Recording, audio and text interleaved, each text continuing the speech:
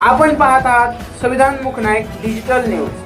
अन्याय अत्याचार विरोधात लढणारा बुलंद आवाज म्हणजेच संविधान मुखनायक डिजिटल न्यूज. महापौरच्या शर्यतीत असलेले उमेदवार अर्चना पाटील यांच्या पतीची गुंडागिरी सुरू. प्रभाग 22 मधील अर्चना पाटीलच्या पतीची मातंग समाजाच्या विजयी उमेदवार मृणाल कांबळे यांच्या बॅनर लावण्यावरून आरेवारी. जय राऊजी. काल जो प्रकार घडला, मी माझ्या महाराष्ट्र तरुण मंडळाच्या कार्यकर्त्यांसोबत चौकामध्ये उभा होतो. उभा असताना आमच्या मंडळाच्या अध्यक्षाला काल कॉल आला की बाबा जो काय तो बॅनर लावलाय म्हणून कांबळेचा तो काढून घे, आणि त्या बॅनर मुळे काल भांडणं झाली किंवा काय झालं असं बोलण्यात आलं. त्याच्यानंतर ना तुषार पाटीलनी आमच्या मंडळाच्या अध्यक्षाला धमकी दिली की बाकी सर्व भोसड्यात गेलं, तुझा फोटो तिथं लागलेला आहे, तो पहिला तो बॅनर उतरून घे, नाही तर जे काय पुढं होईल ते तुला महागात परवडल.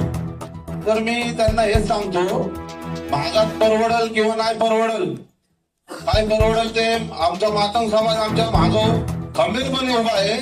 अशा धमक्यांना कोण भिणार नाही. आणि धमकी देण्याचा प्रयत्न करत असेल तर समाज दाखवून देईल की कोण कोणाला दाखवून कोण किंवा कोण कोणाला काय दाखवणार नाही. परंतु असं धमकी देण्याचा प्रयत्न कोणी करू नये कृपया करून. आणि काल अनिल दादा आम्ही काल ऑफिसला बसलो होतो की आजच्या मीटिंग संदर्भात मेसेज करायचा आहे. अनिल दादांनी मेसेज की प्रत्येकाने आपल्या आपल्या ग्रुपवर तो मेसेज फॉरवर्ड करा. तसं त्यांच्या विनंतीला मान देऊन मी काय माझ्या 10-12 वर्ष ग्रुपवर तो मेसेज फॉरवर्ड केले.